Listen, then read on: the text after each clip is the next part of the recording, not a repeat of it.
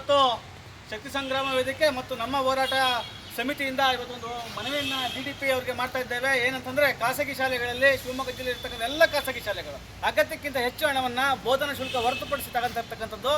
ಇಡೀ ಪೋಷಕರು ಆತಂಕದಲ್ಲಿದ್ದಾರೆ ಇಡೀ ಜಿಲ್ಲೆಯಲ್ಲಿ. ಆದ್ದರಿಂದ ಅವರೆಲ್ಲರನ್ನು ಕರೆಸಿ ಒಂದು ಮೀಟಿಂಗ್ ಮಾಡಿ ರೆಗ್ಯುಲೇಟಿಂಗ್ ಆ್ಯಕ್ಟ್ DDP ಅವರ ನೇತೃತ್ವದಲ್ಲಿ ಆಗಬೇಕು. ರೋಸ್ಟರ್ ನಿಯಮವನ್ನು ಉಲ್ಲಂಘನೆ ಮಾಡಿದ್ದಾರೆ. 1983 ಶಾಲಾ ಶಿಕ್ಷಣ ಕಾಯ್ದೆ ವಿರುದ್ಧನೂ ಕೂಡ ಎಲ್ಲವನ್ನೂ ಉಲ್ಲಂಘನೆ ಮಾಡಿರ್ತಕ್ಕಂಥ ಖಾಸಗಿ ಶಾಲೆಗಳು ಬೇಕಾಬಿಟ್ಟಿ ಹಣವನ್ನು ತೆಗೆದುಕೊಳ್ತಾ ಇರೋದನ್ನು ನಾವು ಖಂಡಿಸ್ತೀವಿ. ಈ ವಿಚಾರವನ್ನು ಈ ವಾರದಲ್ಲಿ ಒಂದು ಮೀಟಿಂಗ್ ಕರೆದು ಮಾಡಿಲ್ಲ ಅಂತಂದರೆ ನಾವು ಮುಂದಿನ ದಿನಗಳಲ್ಲಿ ಇಲ್ಲೇ ಉಗ್ರ ಹೋರಾಟವನ್ನು ಮಾಡ್ತೇವೆ. ಜೊತೆಗೆ ಎಲ್ಲ ಸರ್ಕಾರಿ ಶಾಲೆಗಳಿಗೆ ನೀವು ಚಾವಣಿಯನ್ನು ದುರಸ್ತಿ ಮಾಡಿಸ್ಬೇಕು, ಮೈದಾನಗಳಲ್ಲಿ ದುರಸ್ತಿ ಮಾಡಿಸ್ಬೇಕು. ಜೊತೆಗೆ ಎಲ್ಲರೂ ಕೂಡ ಈ ಬಾರಿ ಶಿಕ್ಷಣ ಇಲಾಖೆಯಿಂದ ಅತಿ ಹೆಚ್ಚು ಶಾಲೆಗೆ ಮಕ್ಕಳು ಸೇರಿಸುವಂಗೆ ನಾವು ಇಲಾಖೆಯಿಂದಲೇ ಮಾಡಬೇಕು ಅಂತಕ್ಕಂಥ ಮಾತನ್ನು ಇಲ್ಲಿ ಎಲ್ಲರ ಪರವಾಗಿ ಹೇಳಕ್ಕೆ ಬಯಸ್ತೀನಿ. ಶಶಿಕುಮಾರ್ ಗೌಡ, ನಮ್ಮ ಜೊತೆಗೆ ಅರುಣ್ ಕಾನಹಳ್ಳಿ ಮತ್ತು ಗಣೇಶ್ ಬಳ್ಳಿ ಎಲ್ಲರೂ ಇದ್ದಾರೆ.